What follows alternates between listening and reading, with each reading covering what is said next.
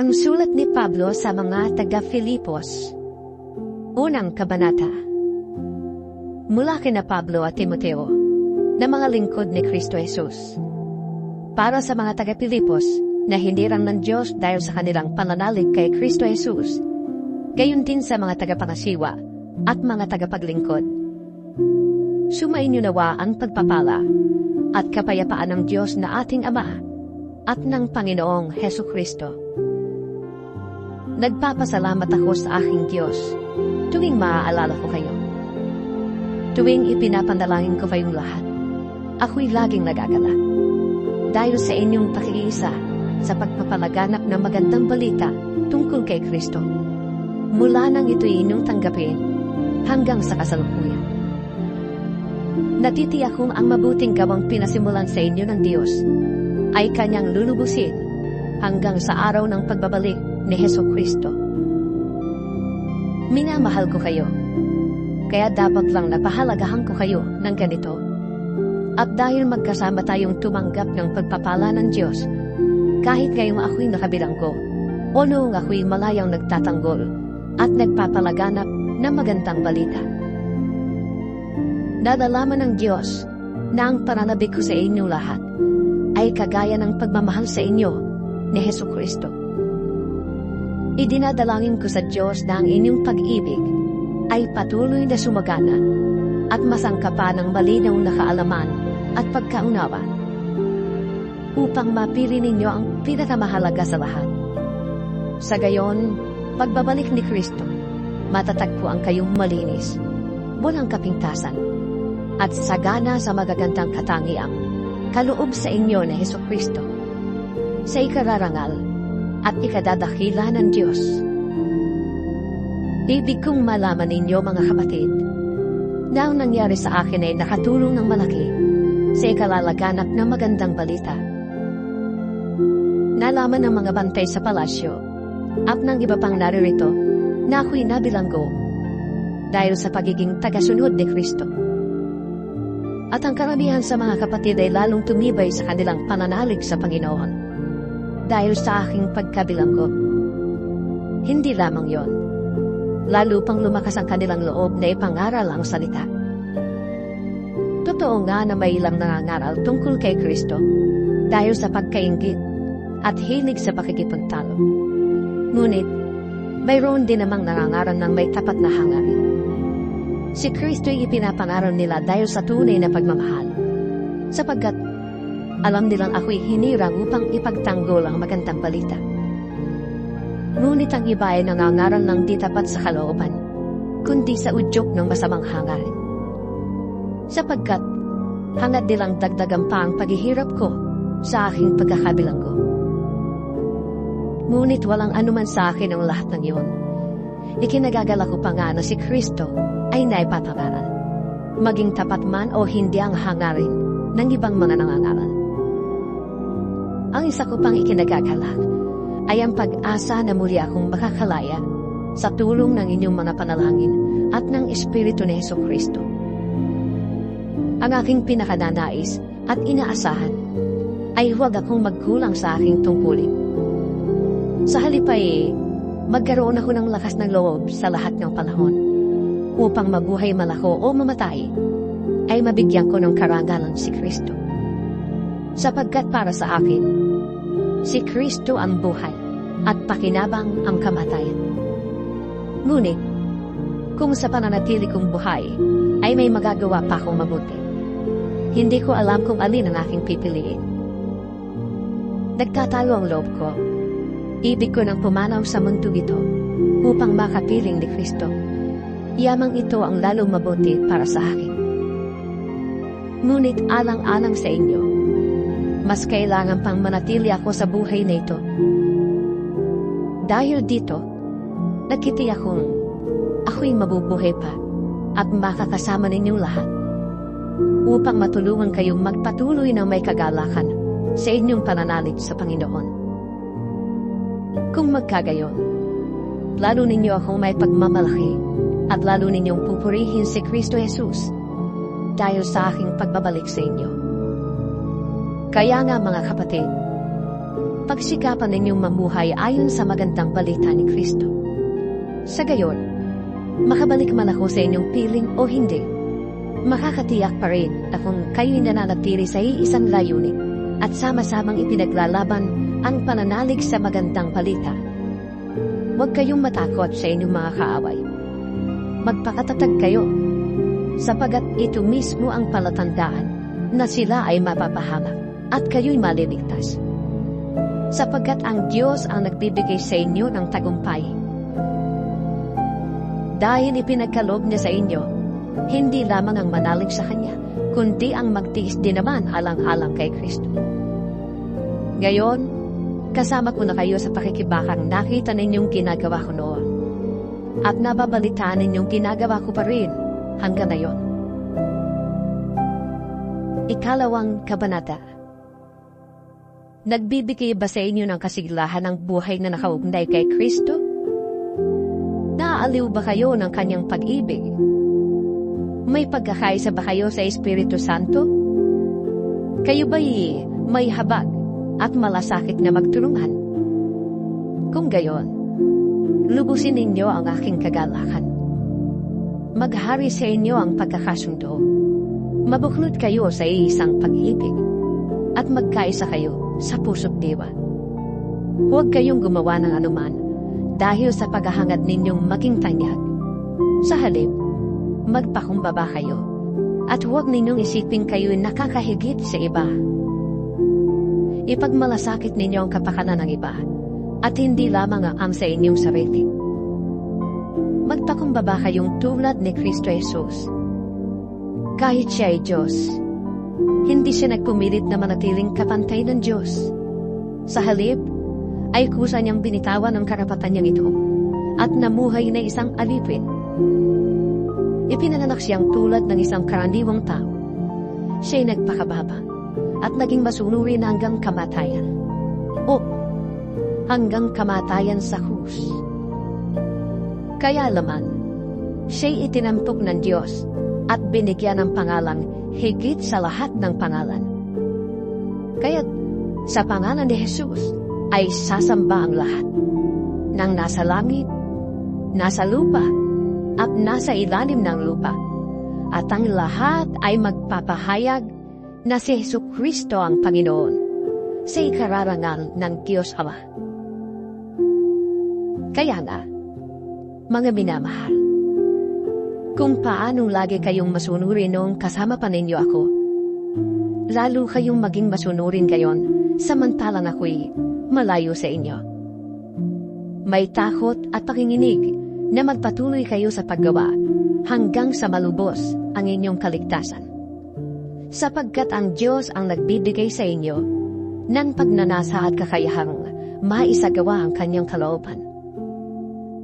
Gawin ninyo ang lahat ng bagay nang walang pagtutol at pagtatalo, upang kayo'y maging mga ulirang anak ng Diyos, matuwid at walang kapintasan, sa gitna ng mga taong mapanlinlang at masasama. Sa gayon, magsisilbi kayong ilaw sa kanila, tulad ng bituing nagniningning sa kalagitan, habang inihahatid ninyo sa kanila ang balita ng kaligtasan.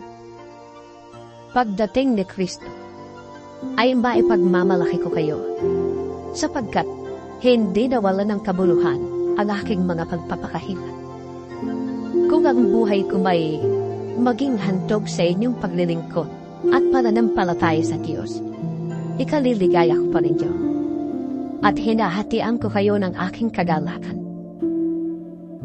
Maganak din kayo, at bahagi na ninyo ako ng inyong kagalakan. Umaasa ako sa Panginoong Jesus na mapapapunta ko agad yan si Timoteo upang mapanatag ang aking loob kung malaman ko mula sa kanya ang inyong kalagayan. Wala nang hihigit sa kanya sa pakikiisa sa aking damdamin at pagmamalasakit para sa inyong kapakanan. Ang inaatupag lamang ng iba ay ang sarili nilang kapakanan at hindi ang kay Jesucristo. Kayo na rin ang nakakaalam sa katapatan ni Timoteo. Kasama ko siya sa pangangaral ng magandang balita, tulad ng pagtulong ng isang anak sa kanyang ama. Kaya, binabala kong papuntahin siya dyan, pagkatapos kong matiyak ang magiging kalagayang ko rito. Sa tulong ng Panginoon, umaasa akong makakapunta din ako dyan sa lalong madaling panahon. Inisip kong kailangan ng pauwiin dyan ang ating kapatid na si Epaprodito na aking kamanggagawa at kapwa-kawan ng Diyos na sinubo ninyo upang magdala ng inyong kaloob at tuloy makatulong ko rito. Sabik na siyang makauwi dyan. Nag-aalala siya dahil sa nabalitaan ninyong nagkasakit siya.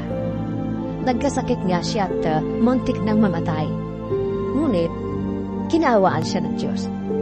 At hindi lamang siya, kundi pati ako, upang wag na madagdagan pa ang aking kalungkutan. Kaya nga, ibig ko ring makauwi na siya riyan, sapagkat alam kong matutuwa kayong makita siyang muli. Sa gayon, mawawala na ang aking kalungkutan. Kaya, tanggapin niyo siya ng buong galak bilang isang tunay na lingkod ng Panginoon. Igalang niyo ang mga taong tulad niya. Itinaya niya sa pangalip ang kanyang buhay sa paglilingkod kay Kristo, nang siya ang maglingkod sa akin sa halip na kayo. Ikatlong kabanata. Sa wakas, mga kapatid, magana kayo sa Panginoon. Hindi kaabalahan para sa akin na ulitin ang naisulat ko na, dahil ito naman ay para malayo kayo sa kapahamakan. Mag-ingat kayo sa mga taong asal hayop, sa mga taong mahilig sa paggawa ng masama, at pati na sa pagsusugat ng katawan. Tayo ang tumanggap ng tunay na pagtutuli, tayong sumasamba sa Diyos sa pamamagitan ng Kanyang Espiritu. Ang ipinagmamalaki natin ay ang ating buhay kay Kristo Jesus.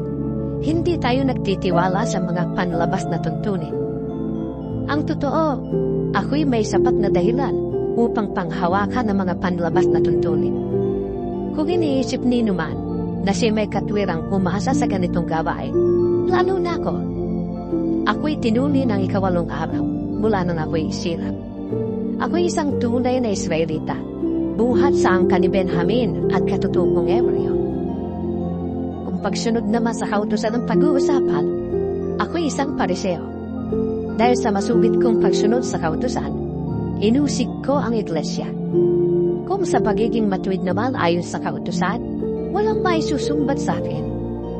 Ngunit dahil kay Kristo, ang mga bagay na pinapahalagahan ko noon, ay tinuring kong walang kabuluhan ngayon. Itinuturing kong walang kabuluhan ang lahat ng bagay bilang kapalit ng lalong mahalaga, ang pagkakilala kay Kristo Jesus na aking Panginoon. Ang lahat ng bagay ay ipinalagay kong walang kabuluhan, makamtan ko lamang si Kristo at lubusang makasama niya. Ang aking pagiging matuwid ay hindi sa pamamagitan ng pagsunod sa kautusan, kundi sa pananalig kay Kristo. Ang pagiging matuwid ko ngayon buhat sa Diyos sa pamamagitan ng pananampalataya. Ang tanging hangarin ko ngayon ay lubusang makilala si Kristo, maranasan ang kapangyarihan ng kanyang muling pagkabuhay, makibahagi sa kanyang mga hirap, at maging tulad niya sa kanyang kamatayan, upang ako man ay muling mabuhay mula sa mga patay. Hindi sa nakantang ko na ang mga bagay na ito. Hindi rin sa ako'y ganap na. Ngunit, sinisikap kong makamta ng gantimpala, yamang ito ang dahilan kung bakit ako'y tinawag ni Kristo Jesus. Mga kapatid, hindi ko ipinapalagay na nakamit ko na ito. Ngunit, isang bagay ang ginagawa ko. Nililimot ko ang nakaraan at sinisikap na marating ang layuning nais kong makamtan. Nagpapatuloy nga ako tungo sa hangganan upang makamtan ang gantimpala ng pagkatawag sa akin ng Diyos sa pamamagitan ni Kristo Jesus, ang buhay na hahantong sa langit. Ganyan ang dapat na maging kaisipan nating mga matatag na sa pananampalataya. Kung hindi ganito ang inyong paniniwala, ipapaunawa yan sa inyo ng Diyos. Ang mahalaga lamang ay ipagpatuloy natin ang ating natutuhan. Mga kapatid, tumulad kayo sa halimbawang ipinakita ko sa inyo. Pagkukulan ninyo ng pansin ang lahat ng sumusunod sa aming halimbawa. Tulad ng malimit kong sabihin sa inyo, at ngayon luhaang inuulit ko. Marami ang namumuhay bilang mga kaaway ng krus ni Kristo. Kapahamakan ang kahihinatnan nila, sapagkat ang dinidiyos nila ay ang hilig ng kanilang katawan. Ikinararangal nila ang mga bagay na dapat sana nilang ikahiya. At wala silang iniisip, kundi ang mga bagay na makalupa. Ngunit, ang langit ang tunay na timbayan. Doon magmumula ang tagapagligtas na hinihintay natin ang may pananabik. Ang Panginoong Hesukristo. Babaguhin niya ang ating katawang lupa na may kahinaan upang maging malwalhati tulad ng kanyang katawan sa pamamagitan ng kapangyarihang ginamit niya sa pagpapasuko sa lahat ng bagay. Ika-4 na kabanata. Kaya nga, mga kapatid kong minamahal at pinapanabikan, aking kagalakan at karangalan, magpakatatag kayo sa inyong pamumuhay na nakaugnay sa Panginoon. Nakikiusap ako kina Euodia at Syntyche na sila'y magkasundo na bilang magkapatid sa Panginoon. Ipinapakiusap ko rin naman sa iyo, tapat kong kasama, natulugan mo ang 2 babaeng ito. Sila man ay nakatulong ko sa pagpapalaganap ng magandang balita, kasama ni Clemente at ng iba pang kamanggagawa ko. Ang pangalan nila ay nakasulat sa aklat ng buhay. Maganahan yung lagi sa Panginoon. Inuulit ko, magala kayo. Ipadama ninyo sa lahat ang inyong kagandahang loob. Malapit nang dumating ang Panginoon. Huwag kayong mabalisa tungkol sa anumang bagay. Sa halip, hingin ninyo sa Diyos ang lahat ng inyong kailangan sa pamamagitan ng panalangin may pasasalamat.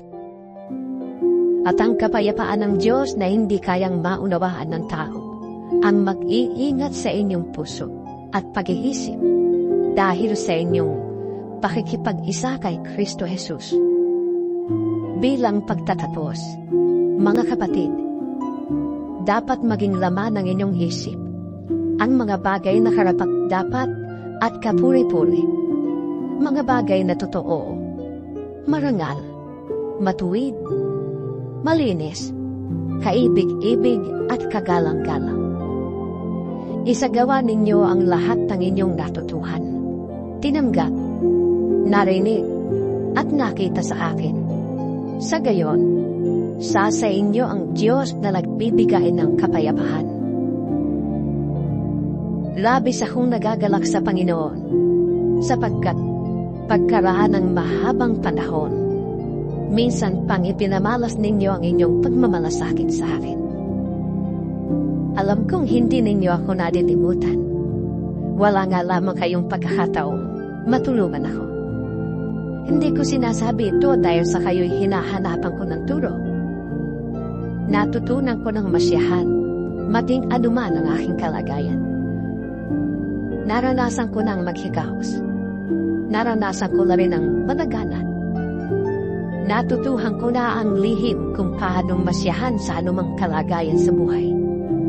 Ang mabusog o magutom, ang managana o maghirap. Ang lahat ng ito'y magagawa ko dahil sa lakas na kaloob sa akin ni Kristo. Gayunman, ikinagagala ko ang ginawa ninyong pagtulong sa aking mga paghihirap. Alam naman ninyo mga taga-Pilipos na kayo lamang ang iglesyang nakahati ko sa hirap at ginhawa nang umalis ako sa Macedonia at nagsisimula pa lamang sa pangangaral ng magandang balita. Noong ako'y nasa Tesalonica na, makailang ulit pa ding pinadala ninyo ako ng tulong. Hindi sa hangad kong laging tumanggap ng mga kaloob, kundi Ang nais ko ay makatanggap kayo ng masaganang kantimpala. Narito ngayon ang katibayan ng labis-labis na kaloob ninyo sa akin. Higit pa sa pangangailangan ko ang tulong ninyo sa akin, nadala ni Epaprodito. Ang mga ito ay tulad ng mabangong handog sa Diyos, mga alay na katanggap-tanggap at kaaya-aya sa Kanya. At buhat sa hindi mauubos na kayamanan ng Diyos, ay ibibigay niya ang lahat ng inyong kailangan sa pamamagitan ni Kristo Jesus. Purihin ang ating Diyos at Ama magpakailanman. Amen. Paratingin ninyo sa lahat ng hinirang ng Diyos at nananalig kay Kristo Jesus ang pagbati ko at na mga kapatid nating kasama ko nito. Binabati kayo ng lahat ng mga hinirang ng Diyos, lalo na ng mga nagdilingkod dito sa palasyo ng emperador. Naway sumain yung lahat ang pagpapala ng Panginoong Hesukristo